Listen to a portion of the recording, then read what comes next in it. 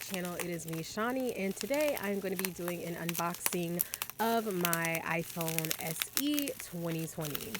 So if you guys have been on my channel before and you know my last phone unboxing was the iPhone 8, and I talked about how much I was really waiting for the iPhone SE2, what it was called back in the day, and how Apple had canceled its release. So of course, when I saw back in, I think, April that they were going to be releasing the SE 2020, I was so excited, but I was also angry and annoyed because I had just gotten my 8 in October 2019. So I was a little annoyed, but lo and behold, you know, I really wanted the SE2.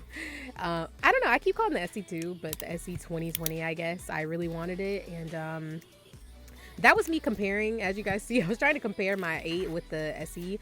They're the same size, obviously, but it got a little bit cut off. Got a little bit of ASMR for you guys. But yeah, my 8 started being kind of dumb and, you know, doing what iPhones do and being weird. So I was like, let me just go ahead and upgrade. So, you know, it was perfect timing. The phone was around the same price that I paid for my 8. Of course, it's like the 8, but just super updated, and I'm a sucker for home buttons on phones, which is another reason I was going to get the 11, but I love home buttons. I love the ease of use. I love, you know, just being able to stick my thumb on it and unlock my phone without having to do a lot. So yeah, and I got the black version. I wanted the white, but when I got my phone, they didn't have white in stock, and I don't like red, so I just got the black one. Same as my 8, which obviously I think the 8 was called like space gray, but they call the SE2 black.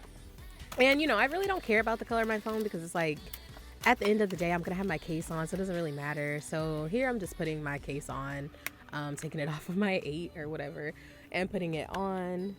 And yeah, so then I'm gonna get into the setup things and all of this. You know, just random setup things. It's not gonna be too interesting of a video. You see the comparison, you know. I sold my 8, and you see me over here looking at Hood Witch, but y'all know how you set up an iPhone and all those kind of things. You know how that goes, and you know, this is kind of dumb, so it's not really important for you guys to see this, but like I said, you already know how this goes.